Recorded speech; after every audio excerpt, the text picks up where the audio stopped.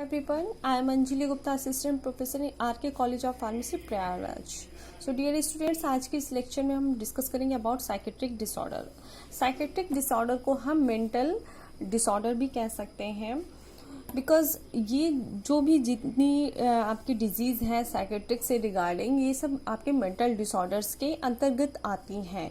ये इसमें क्या है कि किसी एक टाइप की डिजीज नहीं होती है, इसमें कई ग्रुप ऑफ डिजीज, यहाँ देखिए मैंने लिखा हुआ है group of brain disorders with symptoms, emotions and higher cognitive functions. ये जो साइकेट्रिक डिसऑर्डर्स होते हैं, इसमें मेनली क्या होता है, आपके इमोशंस और आपकी कॉग्निटिव बौद्धित्मक शक्ति का काफी जो है हनन होता है, मतलब नुकसान होता है. और इसमें कौन कौन सी डिजीज कंसीडर कर सकते हैं, जैसे आपकी एंजाइटी है, हाइपर एक्टिविटी है, ऑटिज्म है, साइजोफ्रेनिया एंड डिप्रेशन. बट आपके सिलेबस में दे रखा है हमें जिसके बारे में स्टडी करनी है, जिसकी पैथोफिजियोलॉजी पढ़नी है, वो है साइजोफ्रेनिया एंड डिप्रेशन. सो हम पहले डिप्रेशन को डिस्कस करेंगे, देन साइजोफ्रेनिया को नेक्स्ट लेक्चर में. तो डिप्रेशन की बात की जाए तो डिप्रेशन एक आपकी मूड डिसऑर्डर है, जो कि मैंने बताया मेंटल डिसऑर्डर, या ये क्या है, आपके मूड डिसऑर्डर है. इसमें क्या होता है कि लंबे समय से जो है पेशेंट फील करता है, सैडनेस फील करता है एंड लॉस ऑफ इंटरेस्ट, किसी भी चीज में उसका इंटरेस्ट नहीं होता है. यहाँ अगर परसिस्टेंटली की बात की जाए तो परसिस्टेंटली की बात इसलिए की जा रही है, इसका मतलब यहाँ पे है कि लंबे समय से एक बार कोई अगर सैडनेस फील कर रहा है, तो इसका मतलब ये नहीं कि वो डिप्रेशन में है, राइट. और अगर उसे किसी चीज में इंटरेस्ट नहीं है, तो इसका ये भी मतलब नहीं है कि उसे डिप्रेशन है या अवसाद का वो शिकार है, ऐसा नहीं कह सकते. इसके लिए एक क्राइटेरिया जो है दिया गया है, उस क्राइटेरिया के अंतर्गत हम इसके साइन एंड सिम्टम्स के आधार पे हम डिप्रेशन आइडेंटिफाई करते हैं कि पेशेंट को डिप्रेशन है. यहाँ देखिए लिखा हुआ है, ये क्या है, परसिस्टेंट प्रॉब्लम है, मतलब not passing one to be diagnosed with depression with the signs and symptoms must be present for at least 2 weeks. 2 सप्ताह से, लगातार 2 सप्ताह से अगर कोई पेशेंट सैडनेस फील कर रहा है, वॉट फील कर रहा है, लॉस ऑफ इंटरेस्ट, किसी भी चीज में उसका इंटरेस्ट नहीं है, किसी भी चीज में प्लेजर नहीं ले रहा है, सोशल से काफी मतलब जो है सोशल फोबिया हो गया है, लोगों से मिलना जुलना नहीं है, अकेला रहना पसंद कर रहा है, तो ये सब जो कैरेक्टरिस्टिक है वो आपके किस में आते हैं, डिप्रेशन में आते हैं. अगर डिप्रेशन के डिफिनेशंस की बात की जाए तो बहुत ही एक्यूरेट डिफिनेशन WHO के थ्रू दी गई है, जिसे आप लर्न कर लीजिएगा एग्जाम के पॉइंट ऑफ व्यू से, इम्पोर्टेंट है और यही लिखेगा. It is a common mental disorder that present will depressed mood, loss of interest, pleasures, feeling of guilt और लो self-worth, disturbed sleeps and appetite, low energy and poor concentration, right. Next इसके types की बात करें तो ये mainly 2 types के होते हैं, unipolar depression and bipolar. Unipolar depression क्या है, mood remain at one state और वन पोल. मतलब क्या है कि मूड क्या होता है कि एक ही स्टेट में बना रहता है, उसमें कुछ चेंजेस नहीं होते हैं, मतलब कंसिस्टेंटली एक ही चीज में वो बना रहता है मूड उसका. बाइपोलर डिप्रेशन में क्या है, मूड स्विंग करता है, mania to depression in a cyclic manner over a period of few weeks, episode of mania. तो इसमें क्या होता है स्टूडेंट्स कि मानिया का मतलब होता है, मानिया मीन्स एक तरह का पागलपन, ठीक है. इसमें क्या होता है बाइपोलर डिप्रेशन में कि पहले तो वो पागलपन कि मतलब थोड़ा सा कैरेक्टरिस्टिक आएंगे, उसमें हरकतें आएंगी, फिर वो डिप्रेस में जाएगा. ये एक साइक्लिक जो है मैनर में चलता रहता है, इसी को हम बोलते हैं बाइपोलर डिप्रेशन. इसकी इटियोलॉजी की बात करें तो ये जेनेटिक भी हो सकता है, लेकिन बहुत ही कम रेयर है जेनेटिक. मेन है आपका बायोकेमिकल फैक्टर्स, मेनली जो है डिप्रेशन कॉज होता है बायोकेमिकल फैक्टर्स के थ्रू. और आपके साइकोलॉजिकल सोशल फैक्टर भी कुछ होते हैं, जैसे सोशल फैक्टर्स जैसे कह सकते हैं आपकी कोई फीमेल रेप से जो है पीड़ित है, उसमें डिप्रेशन हो सकता है। या फिर आप कह सकते हैं कि कास्टिज्म के थ्रू जो है होता है कि लोग उसे सेपरेट कर देते हैं, सोशल से दूर रखते हैं, समाज से दूर रखते हैं, जिस कारण जो है डिप्रेशन हो सकता है। या फिर पुअरनेस बोले तो आपके जो है मतलब जैसे बहुत ही गरीब लोग हैं, वो आगे नहीं बढ़ पा रहे, सक्सेस नहीं हो पा रहे हैं, पैसे की कमी है, सोशल इकोनॉमिक फैक्टर्स हैं, पैसे की कमी की वजह से लोग डिप्रेशन में चले जाते हैं। तो ये कुछ फैक्टर्स हैं। नेक्स्ट हम बात करते हैं इसकी पैथोजेनेसिस की।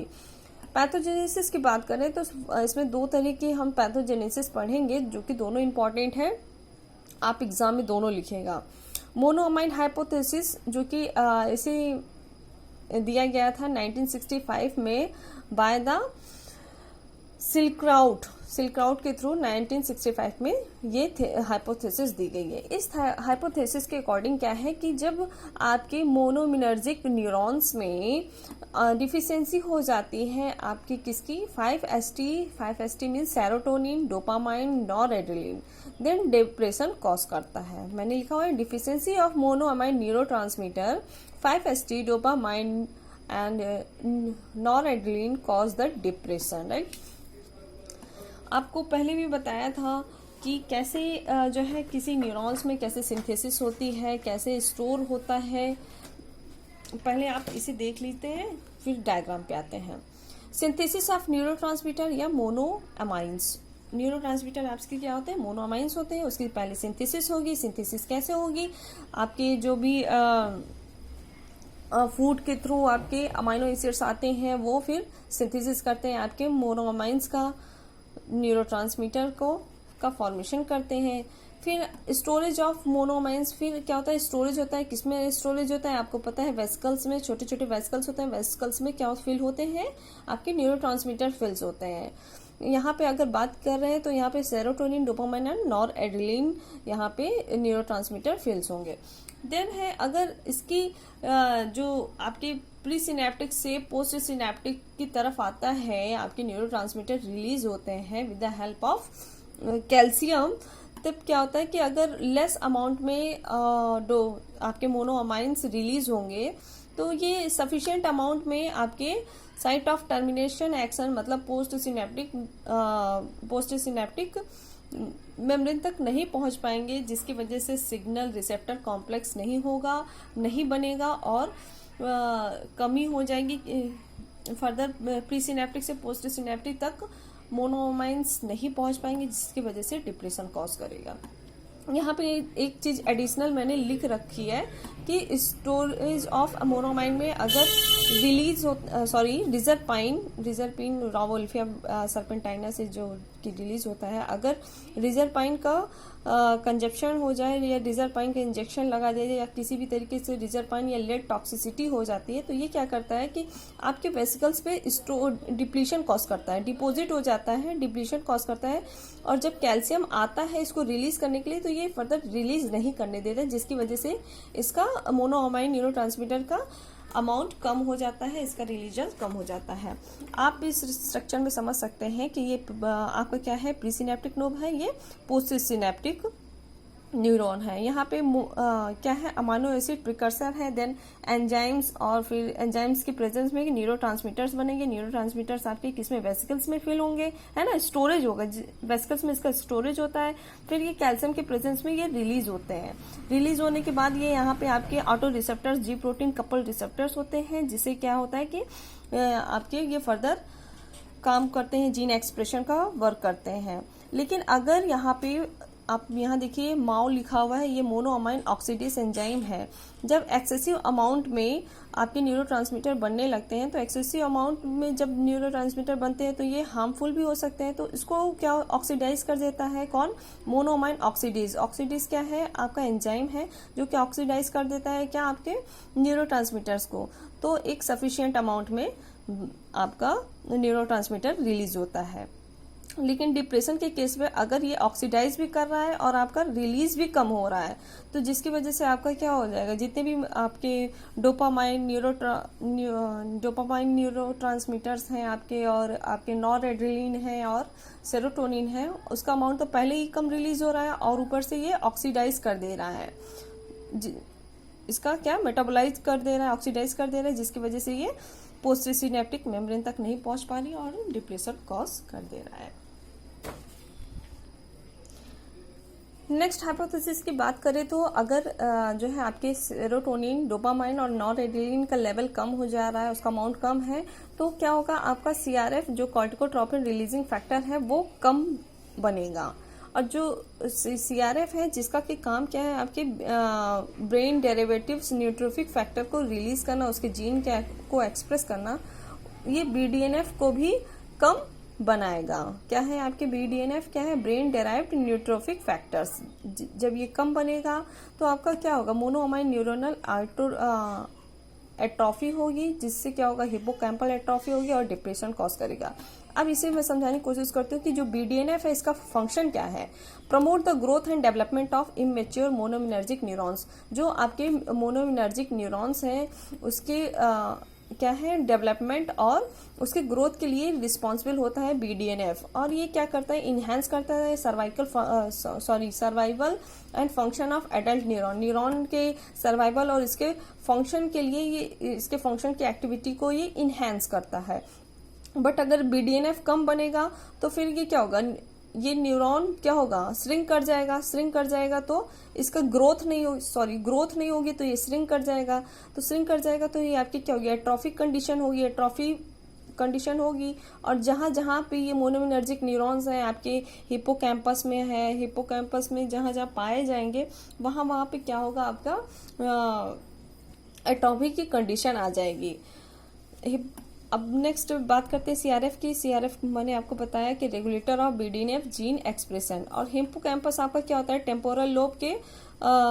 टेम्पोरल लोब में पाए जाते हैं, टेम्पोरल लोब के दोनों side, each side of cerebral cortex, ठीक है, सेरिब्रल कॉर्टेक्स के ईच साइड में एक एक हिप्पोकैम्पस होता है। इसका काम क्या है, regulate motivation, learning and memory.